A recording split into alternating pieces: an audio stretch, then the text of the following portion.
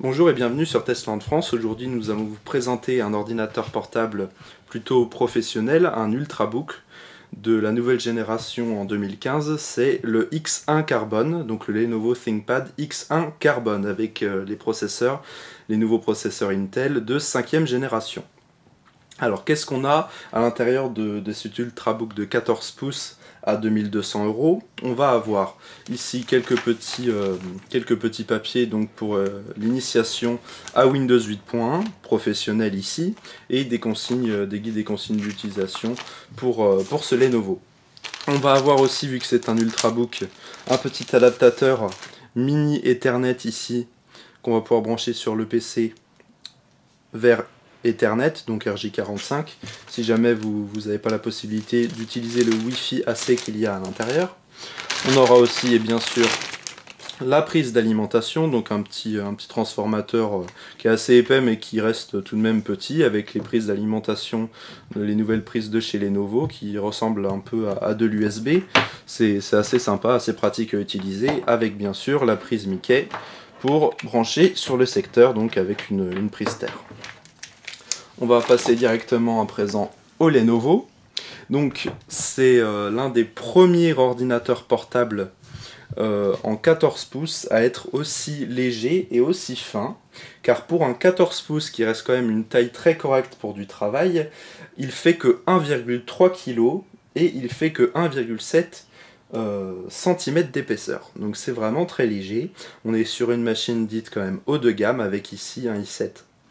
Alors, sur le dos, on va retrouver le petit logo ThinkPad avec le i qui s'illumine en rouge. On va retrouver un dos totalement mat, noir mat, qui va ressortir un petit peu sur la totalité de l'ordinateur. On retrouvera en haut aussi le logo Lenovo bien sûr. Après ici il y a une petite étiquette, on n'y fera pas trop attention. À l'avant, il n'y aura vraiment rien de spécial. On va aller maintenant du côté gauche pour voir ce qu'il y a. La prise d'alimentation qu'on a vue précédemment, qui peut se brancher dans n'importe quel sens. On aura pas mal de connectiques vidéo pour un Ultrabook. On aura une prise HDMI et une prise mini DisplayPort, ainsi qu'une prise USB en 3.0 bien sûr, qui rechargera aussi votre téléphone et votre tablette si vous le branchez dessus. On aura une prise jack stéréo 3,5 mm qui fera micro et casque, compatible par exemple avec les microphones et oreillettes des iPhones. Et on aura de l'autre côté, du côté droit, rien de plus simple, une deuxième prise USB 3.0 qui cette fois-ci rechargera plus lentement votre appareil, donc de préférence branchez vos appareils de l'autre côté pour les recharger en même temps. Et ici donc on aura la toute petite prise pour brancher l'adaptateur Ethernet RJ45 qu'on a vu précédemment. Ici on aura une petite sortie d'air du tout petit ventilateur qu'il y a à l'intérieur. Pour vous dire, il fait tellement peu de bruit qu'au départ je croyais qu'il n'y en avait pas.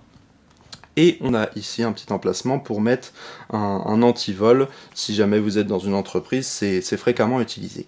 À l'arrière, on va avoir les deux petites charnières ici, qui sont petites mais quand même très solides. Et on va avoir un emplacement ici pour les cartes SIM, car on a jusqu'à la 4G pour avoir Internet vraiment partout si vous vous déplacez beaucoup. Et ça va être justement le cas sur cet ordinateur vraiment très nomade. On va avoir ici, on retrouve la petite sortie en bas du ventilateur, sur le côté comme on a vu en dessous, ici avec l'air aussi pour le ventilateur, quelques numéros de série, le logo pour Windows 8 professionnel. Donc voilà, c'est un ordinateur ici qu'on voit avec deux petits haut-parleurs de chaque côté qui seront vraiment en dessous. L'avantage que ce soit sur les côtés, vraiment sur le dessous, le son va se propager de chaque côté de l'ordinateur, ce qui fait un son légèrement surround qui est assez sympa. Les haut-parleurs sont assez puissants, de qualité, même s'il manquera un petit peu de basse. Donc ils ont gardé des petons ici qui tiennent vraiment bien. Ils sont assez fins pour garder la finesse quand même de cet ordinateur, et c'est bien réussi. Nous allons rouvrir à présent l'intérieur de ce Lenovo, qui s'ouvre assez facilement. Donc quand vous le montez, voilà, il monte légèrement, donc il faudra appuyer pour bien le monter.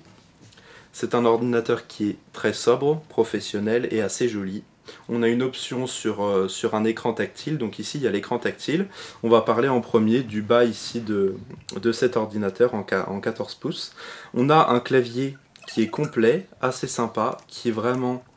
Il fait vraiment pas de bruit du tout, c'est un confort d'utilisation vraiment génial, en plus d'être rétroéclairé, en blanc bien sûr, à différentes intensités.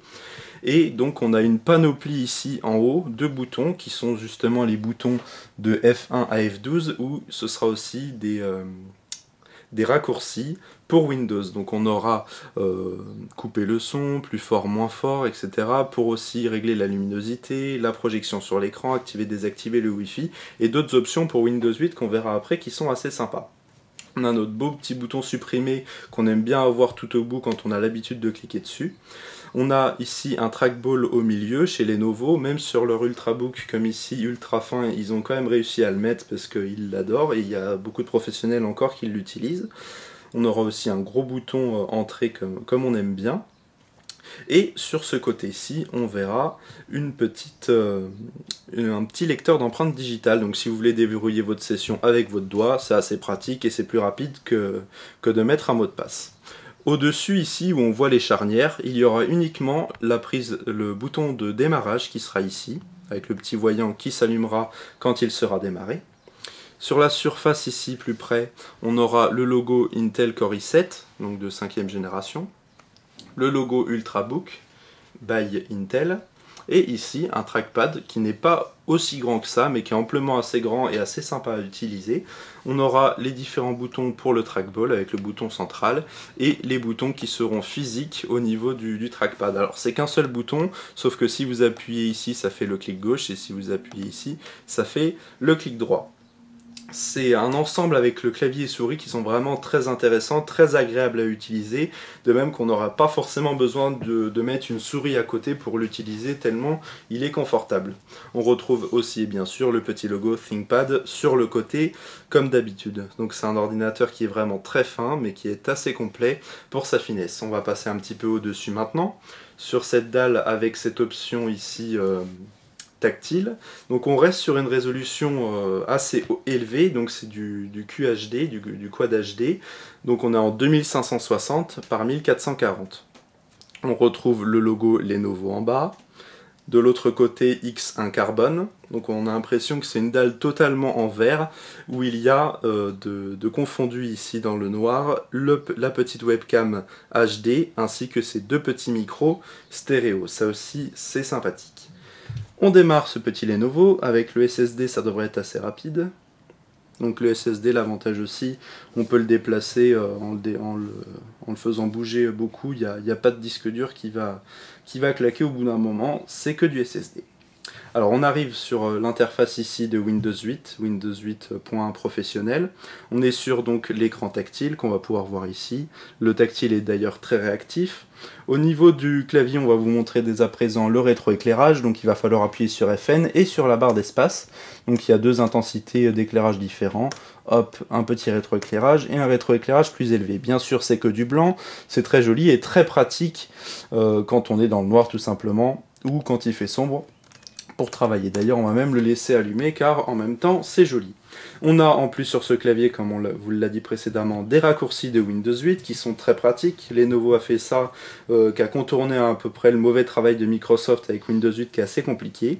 Ici, on a un petit bouton de raccourci qui va nous permettre d'aller sur toutes les applications qui sont installées donc, dans ce Lenovo. Le pad tactile aussi fait bien son travail en multitouch, on va pouvoir naviguer entre les différentes applications, de même pour le tactile de l'écran qui est très réactif. On pourra aussi zoomer ou dézoomer avec donc le pad ou tout simplement avec nos doigts. Donc c'est un tactile multitouch 10 points si je ne me trompe pas, qui est vraiment super réactif. On va faire un mélange de tactile et de réactif. Donc c'est un ensemble qui est assez bien. On aura aussi un raccourci pour rechercher des choses sur l'ordinateur, c'est assez sympa. Par exemple, voilà, le clavier qui fait vraiment pas de bruit, c'est sympa. D'ailleurs, on va l'utiliser pour aller voir ce qu'il y a à l'intérieur de ces petits Lenovo. On va regarder ce qu'il y a dans le système de l'ordinateur, hop, donc le tactile vraiment réactif. Bon, le petit inconvénient de cette dalle tactile ici, c'est que quand on va être sur des affichages clairs, comme le blanc par exemple, l'image va être un petit peu granuleuse. On le voit ici, je ne sais pas si on le voit bien, mais l'image est un peu granuleuse, donc quand vous regardez un film ou quand vous travaillez sur quelque chose d'assez clair comme du blanc, bon, l'image est un peu granuleuse. C'est pas gênant du tout, faut s'y habituer. Mais bon, pour ceux qui aiment bien vraiment l'image pure, si vous prenez pas l'option tactile, vous aurez une image bien plus noble au niveau de cet aspect granuleux. Donc on va parler à peu près, un petit peu pardon, des caractéristiques techniques pures de cet ordinateur. On voit donc Windows 8.1 professionnel avec un processeur donc Intel Core i7 de dernière génération, donc disponible en i5 et en i7 de 5e génération. Ici le i7 5500U, donc c'est un quad-core en 4 méga cache à 2,4 GHz. Donc Intel a fait des processeurs bien plus puissants pour ordinateur portable. Ça, c'est les nouvelles générations. Alors pourquoi c'est un peu moins puissant tout en gardant un bon aspect multitâche? L'avantage, c'est que ça chauffe beaucoup moins, donc il ne fera pas de bruit, et en plus, l'ordinateur est vraiment fin, car il n'y a pas besoin d'un gros système de refroidissement avec du cuivre, etc. On aura aussi 8 Go de RAM, ce qui est très correct et très bien. Il n'y a pas besoin de plus, et maintenant, vaut mieux avoir 8 Go pour les applications qui sont bien optimisées et qui demandent plus de ressources maintenant. On est bien sûr sur un système d'exploitation en 64 bits. On va voir à présent le SSD, ici dans sa version en 256 Go de Samsung. Donc le voici, un SSD Samsung qui est vraiment très rapide. D'ailleurs, on va effectuer son petit test grâce à ce petit logiciel. Hop, on va lancer une séquence de 50 mégas. Oui, 100 mégas, c'est très bien. Hop. Donc on démarre le test au niveau de la rapidité. Et on va aller à présent faire un petit test au niveau sonore, voir le son de ce Lenovo, ce que ça donne en fait au final. On va mettre le volume au maximum, il y est déjà d'ailleurs.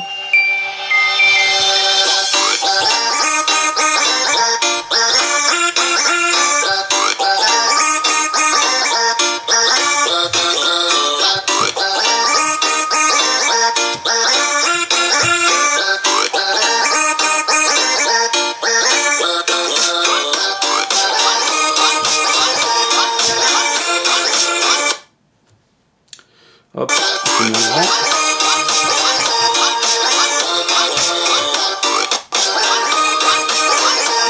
Donc voilà, une petite musique sympa. Alors le son est de bonne qualité, il est assez puissant, il fait pas trop mal aux oreilles, même si on aurait pu penser que sur un ordinateur aussi fin ce serait des tweeters. Eh bien non, pour la finesse, le son est vraiment de bonne qualité. Bien sûr, il manque des basses, hein. On va pas écouter de la musique assez fort avec des basses, c'est vraiment pour regarder un film ou regarder des vidéos, ou écouter un peu de musique, voilà, c'est vraiment pas pour, voilà, pour faire même une toute petite soirée. Voilà, faudra vraiment mettre une enceinte ou un système d'enceinte à côté ou brancher des écouteurs. Voilà, mais le son est vraiment très bien pour travailler, c'est amplement suffisant. On voit le test au niveau du SSD à présent. Donc on a les premières phases de lecture-écriture. En lecture, on est à 514 mégas par seconde, bon c'est très bien. Et en écriture ici, 269 mégas par seconde. C'est pas aussi exceptionnel que ça, mais c'est vraiment amplement suffisant. C'est pas ce qu'on connaissait avant avec les disques durs. Donc c'est un ordinateur qui va être très rapide. Bon, va falloir s'y faire aussi au tactile, nous on s'y est pas encore forcément fait. Vu qu'on a une résolution d'affichage en Quad HD, on s'est dit on va vous montrer une petite vidéo à la résolution native de l'écran, comme quoi cet écran est vraiment de bonne qualité, en même temps tant en couleur qu'en résolution, et c'est très pratique aussi pour travailler. Donc on pourra travailler par exemple sur 2 textes en affichage complet de chaque côté, et ça c'est très intéressant aussi.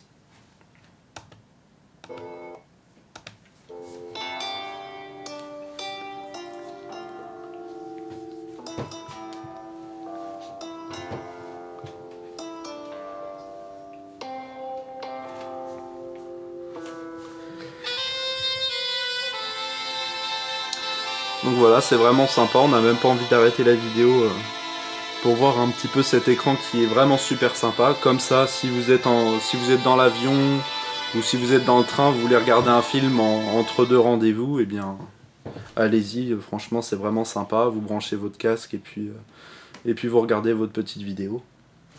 Voilà, on va arrêter cette vidéo. Donc, cet ordinateur-là, on ne l'a pas entendu du tout. On l'a fait tourner avec plusieurs applications, tout ça. Bon, le ventilateur, dès qu'il tourne, il fait vraiment très peu de bruit. C'est vraiment... voilà, il n'y a vraiment aucun problème au niveau sonore. Bon, il y a 2 ports USB. C'est le minimum qu'il faut, mais voilà, c'est amplement suffisant. Maintenant, on fait de plus en plus de choses en Wi-Fi. Donc, il n'y aura pas besoin de tant de choses que ça. Au niveau graphique aussi, la puissance graphique, c'est une puce Intel HD 5500. Donc c'est pas une carte graphique intégrée, c'est un chip graphique intégré au processeur i7.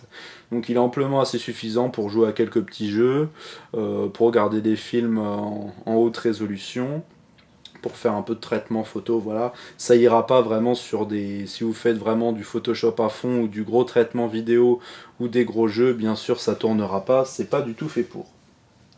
Donc l'écran IPS est vraiment sympa, vu que aussi on a un très bon angle de vision. Si vous êtes tous en réunion à regarder ce petit écran là, eh bien ce sera vraiment agréable. Quand vous faites des réunions sur Skype, pareil au niveau de la webcam est vraiment très bien.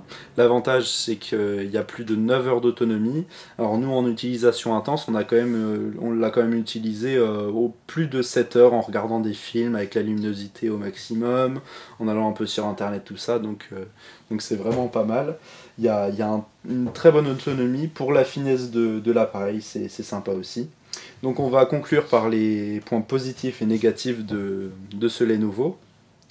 On a la qualité de fabrication et les finitions qui sont vraiment pas mal du tout. On a un aspect professionnel mais qui est en même temps sobre, très joli. C'est notre coup de cœur en fait pour cet Ultrabook, parce que c'est quand même un écran de 14 pouces. Les Ultrabooks en général c'est plus du 12 voire 13 pouces. Là on est sur un écran assez grand et un ordinateur qui prend pas beaucoup de place. Il n'est pas borderless non plus, mais l'écran va quand même assez au bord, c'est intéressant. Il est vraiment super fin et super léger, donc quand vous vous déplacez, il est plus fin qu'un cahier. Il a la finesse d'une bande dessinée et à peu près la taille d'une bande dessinée. Donc en gros, vous pouvez mettre ça par exemple dans votre sac, dans votre sacoche, tout ça, ça prend très peu de place. Il est vraiment agréable à utiliser au niveau de son clavier qui fait pas de bruit du tout quand vous écrivez, donc vous embêterez pas les personnes autour de vous lors d'une réunion ou autre. Le pad aussi tactile est facile à utiliser. L'écran aussi, au niveau du tactile, il est très réactif, on a une bonne résolution d'écran. Ils ont pensé à mettre un processeur i7 donc, dans sa version ici à 2200 € assez puissant pour le multitâche. Donc au niveau multitâche, le processeur est très puissant. Vous pourrez faire pas mal de choses, vous pourrez ouvrir pas mal d'applications en même temps. Les raccourcis clavier aussi de Windows 8 qu'on a vu précédemment, c'est assez sympa. Le clavier rétro-éclairé. Il a aussi une très bonne autonomie, donc ils disent qu'il y a plus de 9 heures d'autonomie, ça dépend vraiment de ce qu'on fait, mais si c'est que du traitement de texte, on peut y arriver assez facilement. Un très bel avantage aussi, il ne fait aucun bruit. C'est comme s'il n'avait pas de ventilateur. Il sert vraiment on va dire, comme sécurité au processeur qui ne chauffe vraiment pas, même si on fait pas mal de choses. Donc au final, c'est une utilisation vraiment super intéressante. Et donc aussi, on a cette dalle qui est en option tactile, très réactif, en Quad HD avec une très très bonne résolution. Mathéo s'est amusé à faire un joli petit dessin que vous pouvez découvrir en Full HD dès à présent. Et donc on aura aussi en point négatif, on a trouvé quelques petits points négatifs pour chipoter. On a un son qui est de bonne qualité, mais bien sûr il manque un peu de basse. On va pas chipoter quand même dessus parce que c'est quand même un Ultrabook. Pour 1,7 cm d'épaisseur, on va pas lui dire grand chose. Il y a par contre un petit point un peu négatif, surtout si vous faites de la photo ou de la vidéo, il n'y a pas d'emplacement de carte SD. Et ça c'est un peu dommage. Par exemple, j'ai voulu faire un petit peu de montage vidéo avec, j'ai voulu mettre la carte micro SD SD de notre caméra sur le Lenovo et j'ai pas trouvé d'emplacement. Donc voilà, c'est un petit peu dommage à ce niveau-là. C'est peut-être même son plus gros point négatif. Autrement, un petit point négatif aussi, mais ça c'est un peu obligé et c'est presque tous les Ultrabooks, on va pas pouvoir le modifier, on va pas pouvoir changer le SSD ni quoi que ce soit, du moins facilement, et la batterie aussi ne pourra pas être remplacée. Donc au final, quand la batterie dans quelques années, voire quelques dizaines d'années, ça dépend combien de temps ça tient, dès qu'elle fonctionnera plus ou moins, eh bien on pourra pas le changer, du moins pas facilement du tout. et aussi, donc comme je vous l'ai dit précédemment, avec l'option tactile, l'image, donc l'image est un petit peu granuleuse, mais bon voilà, c'est vraiment encore pour chipoter. Donc pour moi, le seul gros point négatif sur ce Lenovo, c'est qu'il manque un emplacement de carte SD. Donc si vous utilisez jamais les cartes SD, prenez pas en compte ce point-là. C'est un ordinateur qui est quand même un coup de cœur pour nous. Certes, il a un prix, mais là on a une belle machine, une machine luxueuse, une machine puissante, très facile à utiliser et qui se fait très discrète. Donc voilà, si vous avez de l'argent à mettre dedans, que vous vous déplacez beaucoup, il y a des versions qui sont aussi moins chères avec un i5 qui est très puissant quand même. Donc voilà, on se dit à bientôt pour de nouvelles vidéos sur Testland France. Vous pouvez liker cette vidéo, mettre un petit like sur Facebook. Et puis voilà, on se dit à bientôt pour de nouvelles vidéos sur Testland France.